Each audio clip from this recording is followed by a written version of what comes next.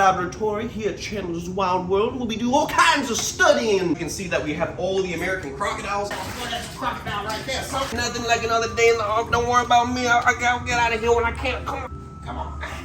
Ah, Mccoy, my sweet bubble boy. I have to do a tiny bit of maintenance. Nothing too crazy. Just the inland taipan. Drop for drop, the deadliest snake on the planet.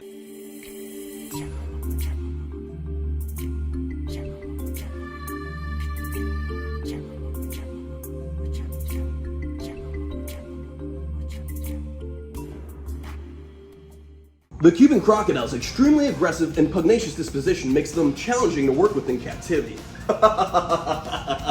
You don't say! What is going on, my beautiful, wonderful people? How you guys doing? I'm just hanging out in my laboratory here at Chandler's Wild World where we do all kinds of studying and observing of crocodilians from around the world. In the garage you can see that we have all the American crocodiles, or almost all of my American crocodiles, set up in individual tubs, because who would have known that Ziggy's bloodline is full of fighters? Oh my goodness.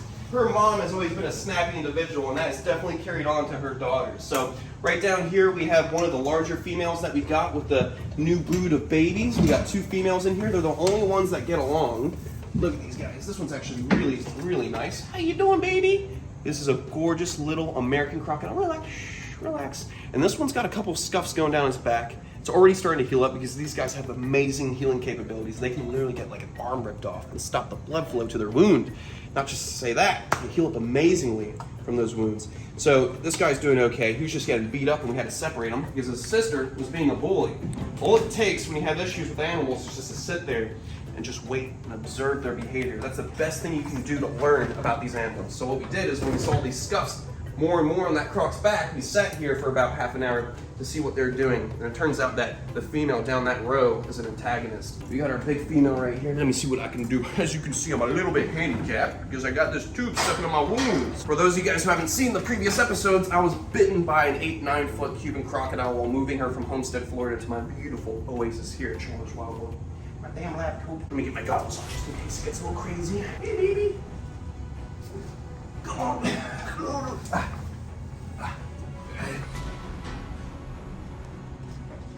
There we go.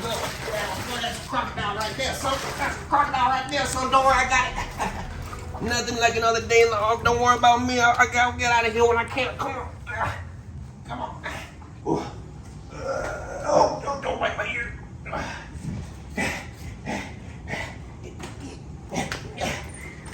Easy as 1, 2, 3.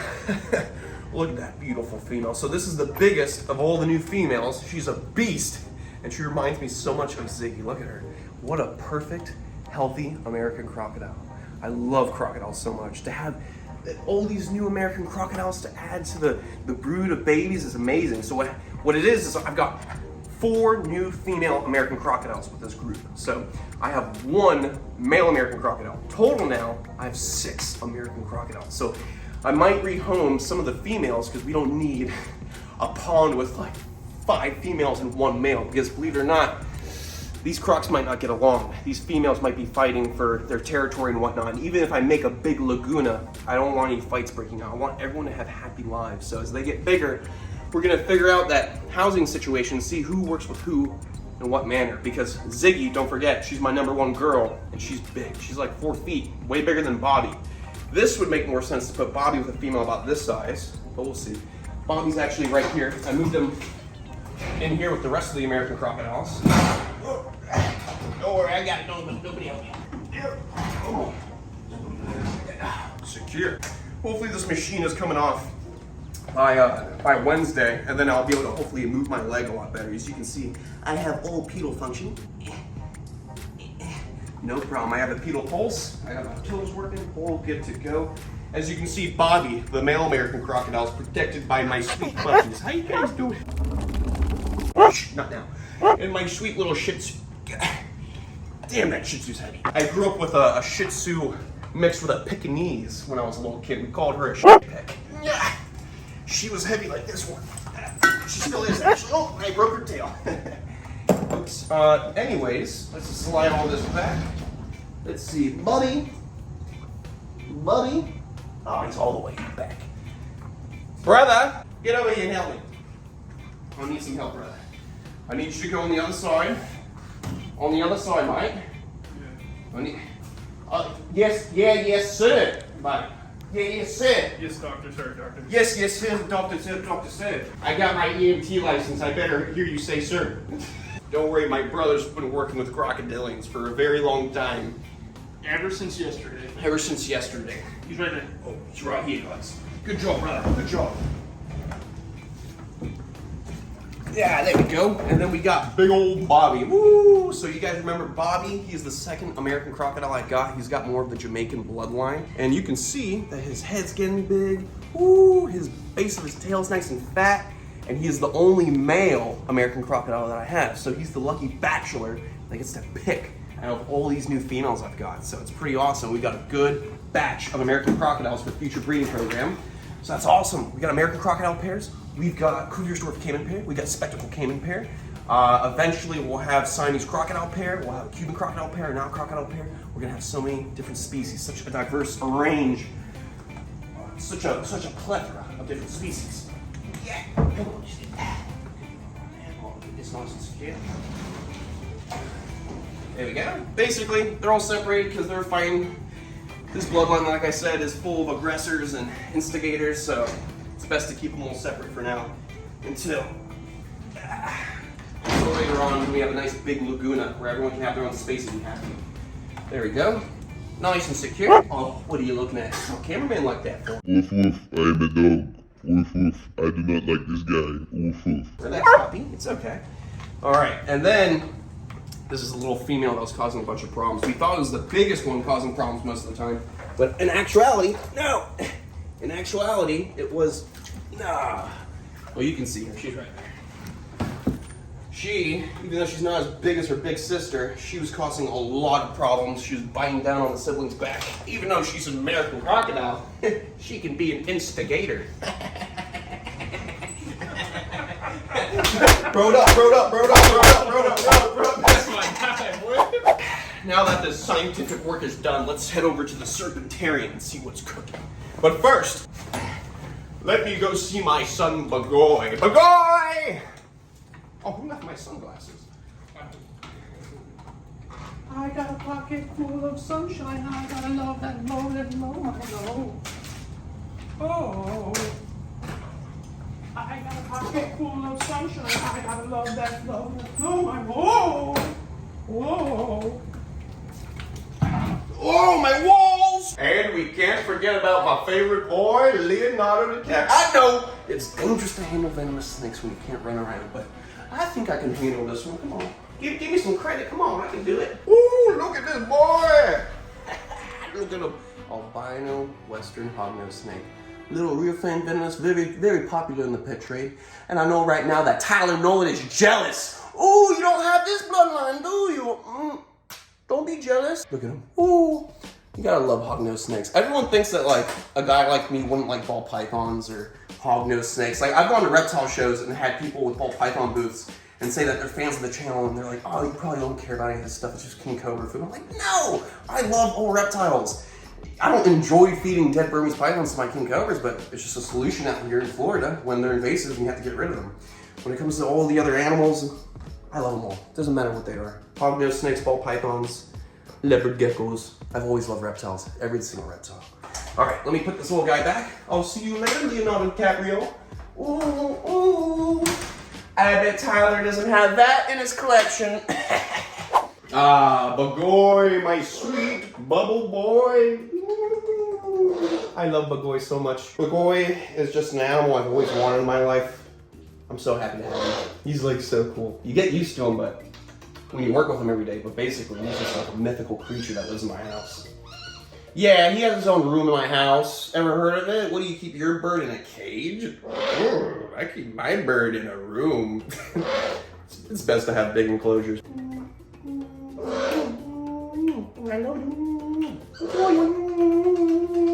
Let me tell you a secret. You are my favorite bird on the planet. Not even the ostrich could compare to your beauty. Yes. I love Mccoy so much.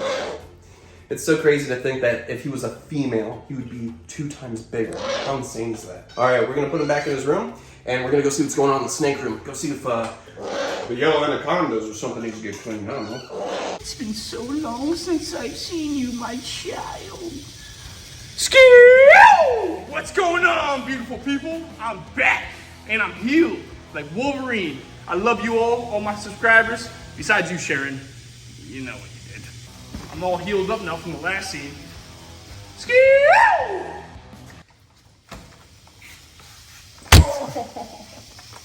What's going on, beautiful people? Welcome back to my wildlife. I know it's rough, the wheelchair, just making things slower, but don't worry. I should be getting off this pump in the next couple days, and then as soon as I can, I'll be traveling the world. Gonna go swim in the Cuban swamps, the Zapata swamps, go see wild Cuban crocs. I'm gonna go to Asia, go meet up with Chris Sweet in Thailand. Ooh, Dingo Dinkelman in Africa. So much good stuff to come. I love you, beautiful people. Even this dingus over here. So I have to do a tiny bit of maintenance, nothing too crazy, just the inland taipan, drop for drop, the deadliest snake on the planet, only because of potency of venom. In reality, they don't kill anyone. No one ever comes across them. They live in the middle of nowhere around the Simpsons Desert in Australia. So there's little to no contact with people ever throughout their lives. And the only people that come into contact with them are typically people who hunt for reptiles and want to go see them in the wild. Oh, you little whippy snake, come here. Nice and easy, Stevie. Look at that. Ooh, look how beautiful that Australian snake is. Look at the oranges going around the belly. Look how dark he's getting. So they seasonally change color. Now he's got his winter phase coloration where he's real dark and it helps them absorb heat much better. So during the summer, which is like February in Australia, these guys will have a beige body with a pitch black head to help thermoregulate and to hunt throughout the black soil plains. Ooh, look at him, little taipan by the tail. What are we gonna do? We're gonna get him right in there, nice and secure. Lock that up. And now it's time to clean his... Uno momento. Yeah. Spicy meatballs! Oh, mamma mia, spicy meatballs! The spiciest, world's most venomous snake, the spiciest meatballs. What a privilege, what an honor, what a scent that is, wow. I'm gonna clean this up, nice little spot clean, get some fresh water for a little Stevie, the taipan, and we'll make sure he's nice and taken care of. How cool is it to see this little guy grow up so much? Remember when we first got him? He was probably just about 8 inches long, only a couple months old out of the egg, just a squiggly little death noodle, and now he's like that big. I'm so proud of him. All right, I'll see you guys in a split.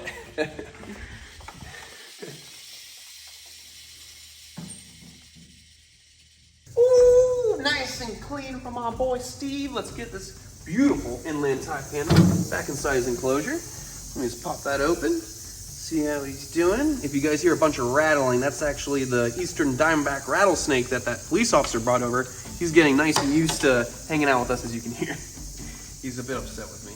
Look at that. Ooh, look at that beautiful taipan. I can't get over this beautiful boy. Look at him. He's pretty placid for the most part. Inland taipans aren't as flighty and bitey as the coastal taipans, but they will still give you a nasty bite if you mess with one out in the wild. The captive ones are typically pretty laid back. All right, so let's see. We're just gonna close this up. We got that insulation, so it can be a little tough. But we have that insulation to make sure it's super duper secure, especially with younger snakes. Locked and secure, good to go. Ooh, oh, yeah. Follow your dreams, children. Look. You want to be an astronaut? Be an astronaut. You want to be a zookeeper? Be a zookeeper. You want to open up your own wildlife park with beautiful wildlife and beautiful enclosures? Do what you want to do with your life, because that's all that matters in the end. You don't want to work at a job where you're stressed out all the time, worried about the next bill. You want to work at a job that makes you feel alive. Nothing makes me feel more alive than working with snakes, crocodiles, all the animals on our beautiful planet. I love it. This is what makes me happy. It makes me really happy to see that Kevin is going to have a giant room to roam around for the rest of his life. A kingdom for a king. Follow your dreams. Stay passionate about what you guys love. I love you guys. I'll see you on the next one. Stay beautiful, stay safe, and follow your dreams.